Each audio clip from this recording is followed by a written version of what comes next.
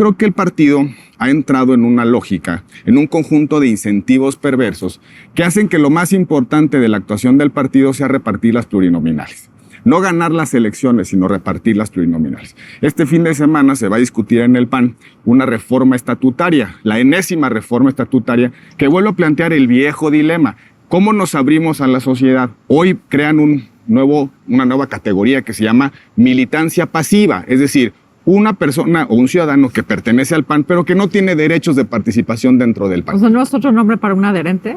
Otro nombre para un adherente. Es decir, de nueva cuenta, estos incentivos perversos de quien controla el padrón, controla los procesos internos, no permiten que el PAN se pueda abrir y en lugar de irse encogiendo gradualmente, que pueda abrazar a más ciudadanos y que se vuelva, como decíamos en el PAN, el auténtico instrumento de participación de los ciudadanos. Yo veo hoy mucha gente dispuesta, animada a participar.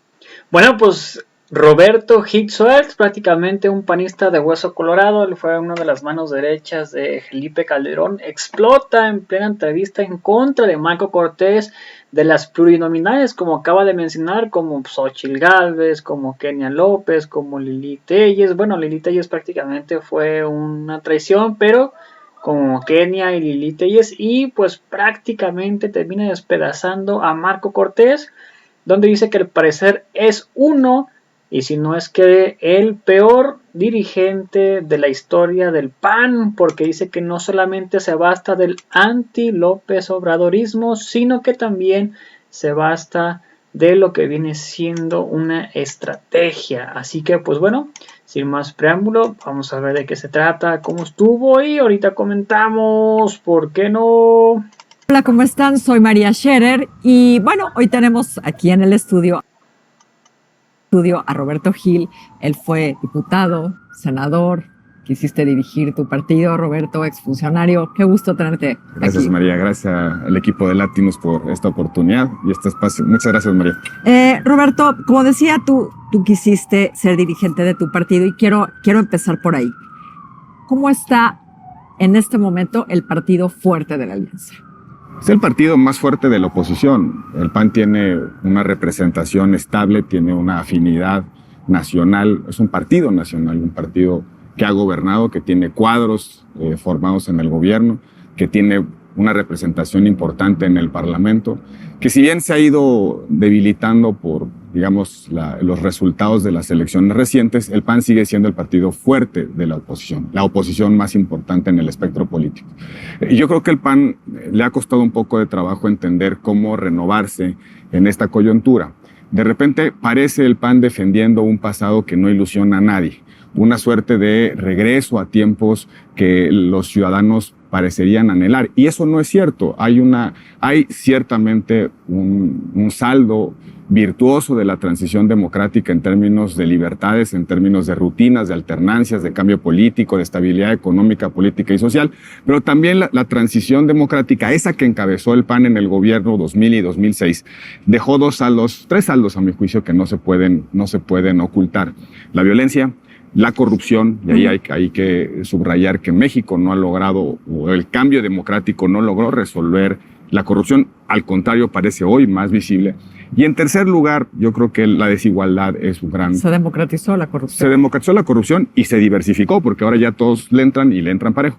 Pero también creo que el saldo de la transición, del modelo transicional y de los protagonistas de ese régimen fue también la desigualdad. ¿Qué es lo que capitalizó al final de cuentas López Obrador en el 2018? La violencia, la desigualdad y la corrupción, como estos, digamos, como los pendientes históricos de un modelo que parecía agotarse. El PAN no ha encontrado, pues, su cuadratura, no ha encontrado su lugar, su agenda, el programa en esta coyuntura. Exacto. O sea, debería de tener, como el partido fuerte de la alianza que es, un papel protagónico y está en una especie de... Pues está en la sombra, ¿no? Eso se debe a qué? ¿A la personalidad de sus dirigentes? Yo creo ¿O a qué? ¿O a que no encuentra justamente no tiene agenda? ¿No? Yo creo que el PAN se encuentra en un limbo tratando de reconstruirse a partir de una alianza opositora. Y eso creo que es un gran error. Parecería que a lo que el PAN le apuesta es a capitalizar el anti-López Obradorismo. Y yo creo que eso no alcanza. Veo que el PAN ha tenido una dificultad de discutir internamente qué va a representar en el 2024, qué representa hoy el PAN, en términos de desigualdad, en términos de violencias y en términos de corrupción. ¿Cuál es su agenda? ¿Cuál es su programa? No nada más encabezar un bloque para sacar a López Obrador de la presidencia de la República y sacar a Morena de las cámaras o de los gobiernos locales, sino qué representamos como país, cuál es la visión de país para los próximos 50 años. El PAN hace mucho ya no discute eso adentro. Yo recuerdo hace muchos años el PAN discutía la política de subsidios, la política en materia social, tenía referentes intelectuales dentro del partido que estaban todo el tiempo pensando a México, diagnosticando a México y construyendo alternativa de política pública. Eso ya no pasa. En segundo lugar, precisamente por esta política de cerrazón del partido, hemos dejado de formar cuadros, hemos dejado de formar liderazgos. Algo que caracterizaba al Partido Acción Nacional era que era un partido de cuadros, que no le apostaba a las movilizaciones electorales o a las estructuras corporativas, a la pertenencia de los sindicatos al partido, de los sectores, sino fundamentalmente liderazgo social que podía convertirse en liderazgo político a través del partido. E incluso el partido los preparaba, los capacitaba, le daba oportunidad de ganar experiencia, le daba la oportunidad incluso de formarse. También hemos dejado de crear liderazgo o de atraer liderazgo. Y en tercer lugar, yo creo que el partido ha entrado en una lógica, en un conjunto de incentivos perversos que hacen que lo más importante de la actuación del partido sea repartir las plurinominales. No ganar las elecciones, sino repartir las plurinominales. Este fin de semana se va a discutir en el PAN una reforma estatutaria, la enésima reforma estatutaria, que vuelve a plantear el viejo dilema. ¿Cómo nos abrimos a la sociedad? Hoy crean una nueva categoría que se llama militancia pasiva, es decir, una persona o un ciudadano que pertenece al PAN, pero que no tiene derechos de participación dentro del PAN. O sea, ¿no es otro nombre para un adherente? Otro nombre para un adherente. Es decir, de nueva cuenta, estos incentivos perversos de quien controla el padrón, controla los procesos internos, no permiten que el PAN se pueda abrir y en lugar de irse encogiendo gradualmente, que pueda abrazar a más ciudadanos y que se vuelva, como decíamos en el PAN, el auténtico instrumento de participación de los ciudadanos. Yo veo hoy mucha gente dispuesta, animada a participar en política, que incluso se están agregando en las organizaciones sociales, en los frentes opositores. Debiera ser el PAN el vehículo de esa participación. El PAN debiera abrir sus puertas de par en par para que buen liderazgo social se convierta en liderazgo político y dejarnos de ver el ombligo. Y creo que tiene que ver con incentivos institucionales, María, pero también tiene que ver con la propia actitud de los dirigentes. Sí, o sea, tiene dos problemas, ¿no? Tiene un problema interno y tiene, evidentemente, no estás bien por dentro, no estás bien hacia afuera. Parece incluso que se le olvidó al PAN cómo ser oposición, teniendo unas figuras inolvidables, ¿no? Opositoras. Fernández de Ceballos, ¿no? Por citar una, pero muchas después. Y antes muchos. Y antes otras. Cuando teníamos una escasa representación en la Cámara de Diputados, 5 diputados, un diputado del PAN que discutía la cuenta pública a saciedad en los tiempos de la hegemonía del PRI, volteaba de cabeza a la Cámara de Diputados, un diputado de oposición. ¿Por qué? Porque, como decíamos en el PAN, no importa que no ganemos las votaciones, pero vamos a ganar las discusiones.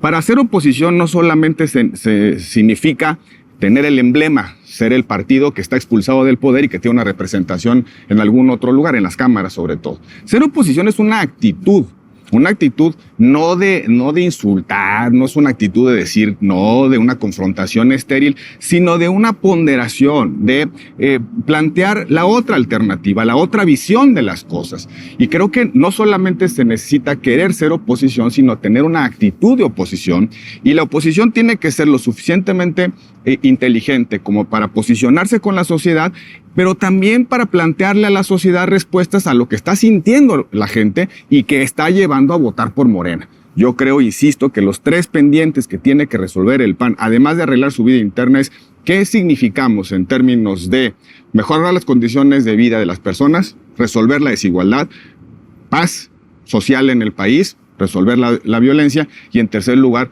cuáles son los antídotos a la corrupción que lastima a todos los mexicanos todo el tiempo. A ver, si la oposición con el PAN al frente algo puede ganar, es la Ciudad de México, ¿no? Porque en el Estado de México, en Coahuila, va a haber priistas, ¿no? Si existen esas coaliciones, si se dan, que es lo más probable, habrá priistas al frente. ¿Ves al PAN como rumbo a esa elección que va a ser vital, ¿no? O sea, lo ves unido, ves que vaya a haber una disputa, ¿no? Ya se ven personajes tan fuera de tiempo como Claudia Sheinbaum, Taboada, Lía Limón, otros que también han dicho que quieren más de acuerdo a los tiempos, ¿no?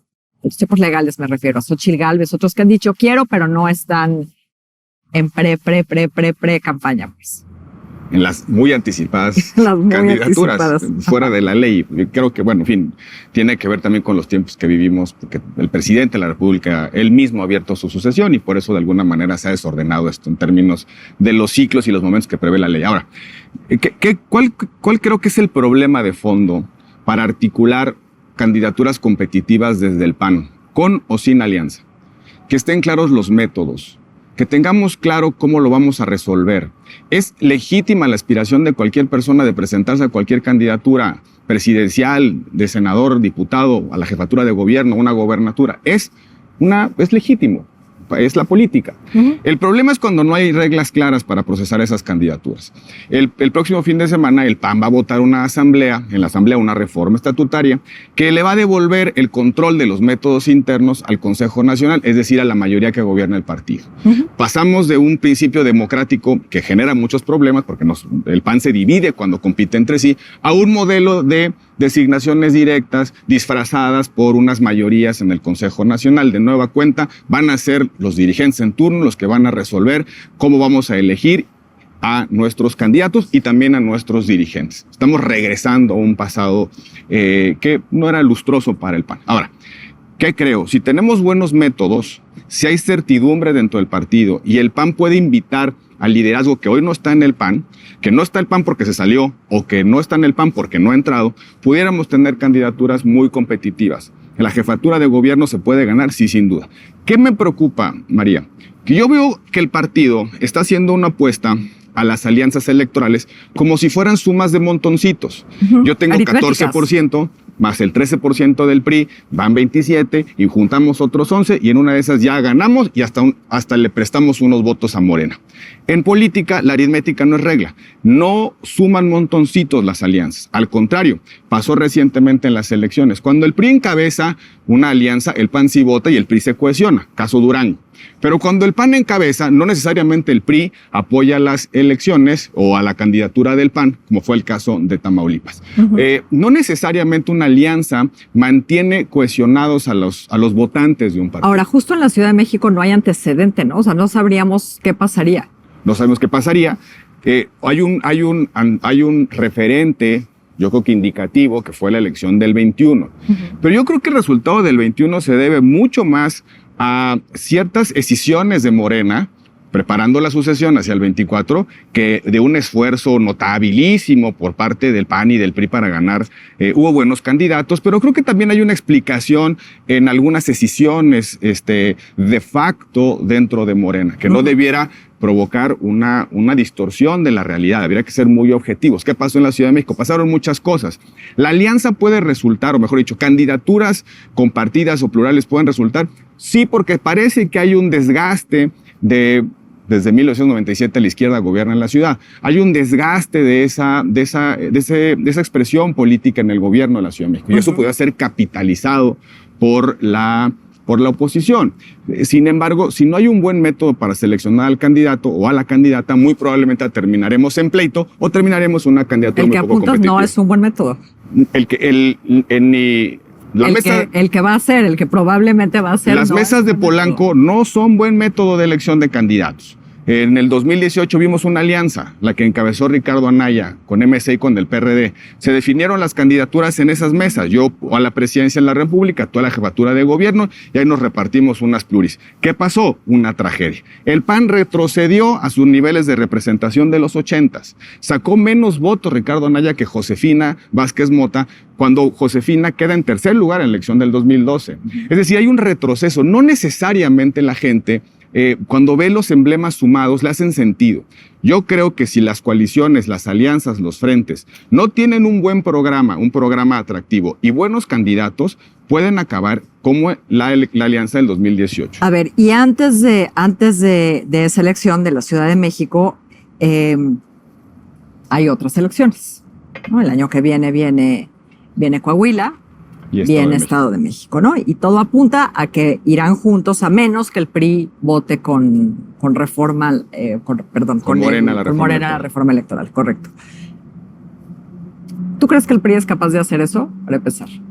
A mí me llama la atención, María, no quiero especular sobre otras motivaciones del PRI, pero me llama mucho la atención que no haya una posición tajante por parte del PRI.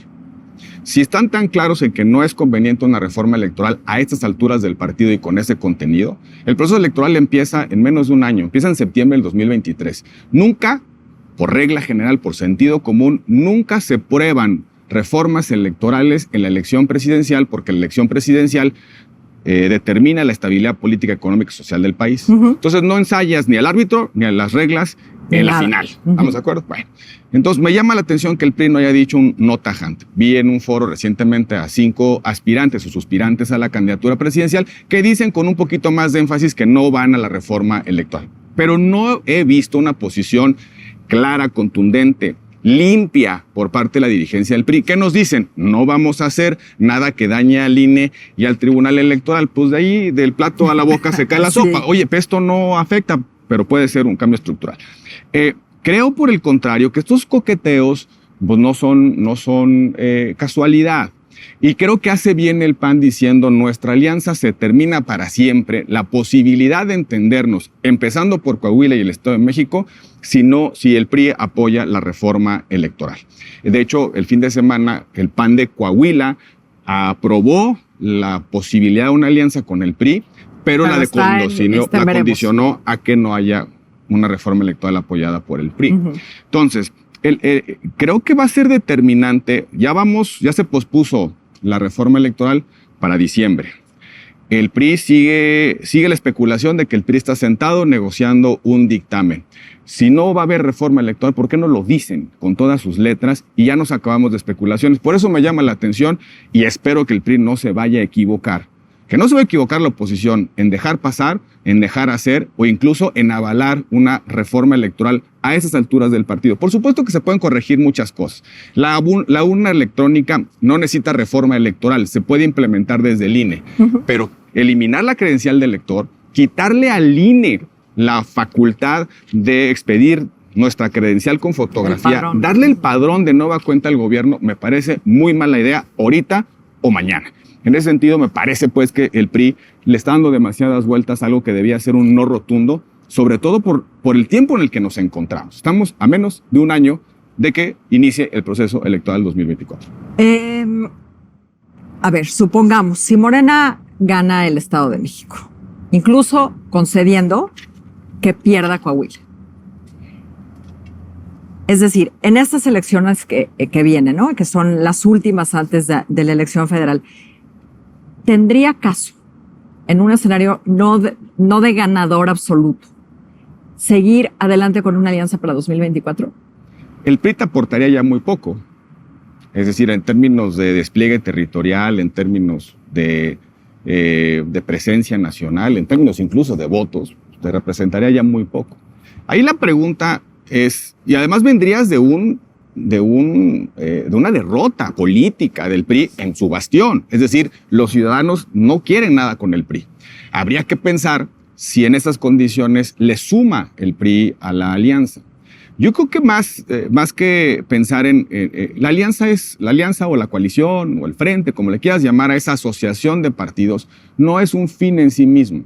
Es un método para competir y participar. Parece que es un fin en sí mismo. Se ha vuelto un fin en sí mismo porque los partidos de oposición están extraviados y no saben qué decir y qué representar ni cómo volver a entusiasmar a la gente. No tienen liderazgo, entendido como esa capacidad de motivar, influir, organizar, comunicar ciertos fines y medios a la gente. Con fines que queremos como país y a dónde vamos.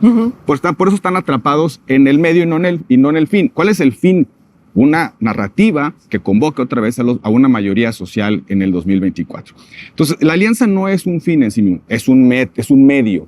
¿Por qué no antes de eso ensaya la oposición un método atractivo para elegir la candidatura presidencial? Un método como el del Partido Demócrata o el Partido Republicano en Estados Unidos, que se apunten los que quieran, unas primarias, que se apunten los que quieran, que debatan constantemente y que se vayan descartando conforme a las encuestas o conforme al cansancio, conforme se vaya comportando nuestro espacio público. Y de ahí van a quedar algunos liderazgos, ahí van a quedar algunos candidatos. A todos los que queden a ese liderazgo, aprovéchalo electoralmente. No se juega solamente la candidatura presidencial, se juega el Senado, la Cámara de Diputados, la jefatura de gobierno, 9 gobernaturas, se juega mucho electoralmente en el 2024. Crea talento y luego crea liderazgo y luego lo aprovechas. El liderazgo en política no se revela como el ayate de Juan Diego, se crea en procesos competitivos donde visibilices qué piensa, de dónde vienen, cuáles son sus pecados, si es que no los tiene. La competencia son sacudidas, vemos de qué están hechos los liderazgos. Sí, su experiencia, sus capacidades, se construye. ¿Quién era un Felipe Calderón a estas alturas del sexenio de Vicente Fox? ¿Quién era Vicente Fox a estas alturas del sexenio con Zedillo? Es decir, muchos decían incluso a esas alturas del sexenio que López Obrador ya no llegaría a una tercera opción, a una tercera posibilidad de competir. Bueno, el liderazgo así es. Los panistas podrían estar construyendo sus candidatos, sus precandidaturas. No lo están haciendo, están esperando a ver qué pasa con su aliado. Y ya se le hizo una destapadera ahí al dirigente nacional, a Marco Cortés. Mira, no quiero hacer comparaciones falsas, pero fue mucho más lucidor el evento de destape del PRI que los destapes que hemos tenido en el PAN. Un evento transmitido por streaming que parecía convención de Tupperware, en lugar de un evento político como el que hizo el PRI. Me parece que aprovecharon de mejor manera la coyuntura. Ahora estamos hablando de un grupo importante de aspirantes. ¿Cómo reducimos ese grupo? ¿Cómo decantamos ese grupo? ¿Cómo encontramos al mejor candidato o candidata? Hay dos opciones. O lo hacen en un acuerdo cupular o ponen a la gente a decidir quién quiere que sea el candidato o candidata. Y ahí decidiremos si conviene la suma de partidos o no conviene la suma de partidos. La historia reciente de las democracias revela una cosa, María. Cada vez pesan menos los partidos y cada vez pesan más las personas y sus narrativas. Los partidos tradicionales en Francia prácticamente desaparecieron. Los partidos tradicionales en Colombia y en Chile prácticamente desaparecieron. La gente tiene menos apego a los partidos y se vincula más a movimientos en torno a personas. Eso es lo que está pasando en las democracias modernas. Entonces, ¿cómo ponemos al PAN, a las oposiciones, en una posición de visibilización? Pues con un método que resulta atractivo, siempre y cuando en ese método podamos decir qué queremos para México. No basta simplemente declararse anti-López Obradorista. México necesita soluciones a muchos problemas y esas soluciones tienen que venir de quien se encarga de hacerlas, los partidos políticos y el liderazgo político. Roberto, qué gusto tenerte aquí en la Gracias, María. Muchas gracias. Gracias a ustedes. Soy María Scherer. Lo espero la próxima semana. Que esté muy, muy bien mientras tanto. Bueno, pues ahí está Roberto Gil Suárez. Él prácticamente era muy allegado a Felipe Calderón, alias el Borolas, donde pues prácticamente reventó con todo las pluris, donde al parecer se están queriéndolas aplicar como el PRI. Como ya vieron que es un negocio, si Alito Moreno las vendía o las vende en $1,000,000, ahora imagínate, yo me imagino que la quisieron aplicar igual en el PAN, y ya de ahí pues básicamente pues agarrarse de ahí dinero. Imagínense cuántas pluris, si venden 10 ya tienen ahí $10,000,000, o con 15 ponle $150,000,000 y ya no ocupan trabajar de por vida, se retiran con eso y se van a cualquier lado. Pero sí, prácticamente casi revelando el peor de la historia, porque pues al parecer no la están armando, le dicen donde no es necesario prácticamente tampoco lo que vienen siendo las alianzas. Ya lo dijo ahí claramente Gil Suárez, donde sí es cierto, no porque el PAN tenga 14, no porque el PRI tenga 15 y no porque el PRD tenga 3, ya te van a dar 29, 31, 32 y ya con eso le vienes ganado, o si se suma MC ya llegas a 40, ¿no? No por tener motorcitos ya quiere decir que sí, vayan a votar todos por esa coalición. Es cierto, mucha gente se enoja porque yo me considero priista y pues básicamente quise votar prácticamente por el PRI, pero ahora que se veo en el PAN ya no voy a votar por ellos y mejor me voy por Morena, o simple y sencillamente ya no voto. Igual del PAN, un PAN que yo no soy priista, yo soy panista de Hueso Colorado y que bla bla bla, y ya no voto por la coalición, y en vez de votar por el PRI termina votando por MC o por Morena, o simple también no termina en la alianza y no vota, simplemente hizo un voto menos para ellos. Así que pues no sé ustedes qué opinan al respecto de esto. Yo prácticamente así lo veo, despedaza por completo también las pluris que están más preocupados por las pluris y por manejar las pluris que prácticamente por generar cuadros, por generar estrategias, por generar prácticamente gente que verdaderamente quiere ser candidatos, y él mismo lo está diciendo, le están cerrando las puertas a la gente que realmente quiere, a la gente nueva que quiere salir en cuadros de estos panistas, y le están diciendo que no, solamente la cúpula y la cúpula de los mismos y los mismos y los mismos de los mismos y de los mismos. Y pues aquí claramente vemos que pues no los está llevando a ningún lado, los están llevando cada vez haciendo más chicos y más chicos y más chicos. Sí, tuvieron un golpe de suerte en la Ciudad de México, pero pues esto no quiere decir que ya te vaya a ir así en todos los lados, porque sí tuvo que ver mucho ahí el buen Richie Monry, donde al parecer traicionó, le salió los Judas, y al parecer tuvo que ver mucho en esto, que prácticamente se partieran dos la Ciudad de México con la alianza de Va por México. Así que pues no sé ustedes qué opinan al respecto de esto, yo estoy completamente de acuerdo. Y así de empezar a dejar de traer a las Xochitl Gálvez y a las Kenias López, que pues prácticamente ya levantaron también la mano, ¿no? Para ser candidatas a la Ciudad de México, y pues la Lili Tellez a ser candidata a la presidencia de la República. Así que pues no sé ustedes qué opinan al respecto de esto. Si antes de mencionar, si me puedes apoyar con estrellas que no afecten tu economía, sería completamente fantástico. Abajo donde dice compartir, al lado está una estrella color dorado, le presionas, están a aparecer desde 99 hasta 530 estrellas, y al lado de esas estrellas están 3 puntos color morado, le presionas, te van a aparecer en giro colaborar, le apretas ahí y te va a aparecer por solo 99 pesos mensuales un apoyo al canal, en consideración al canal. Te lo agradecería muchísimo. O si no, si me puedes apoyar nada más con un like en la página, con un like en el video, comentarlo y compartirlo para que más personas lo vean, sería completamente fantástico. Así que pues bueno, los invito a ver nuestro siguiente video. Hasta la próxima. Bye. Suscríbanse.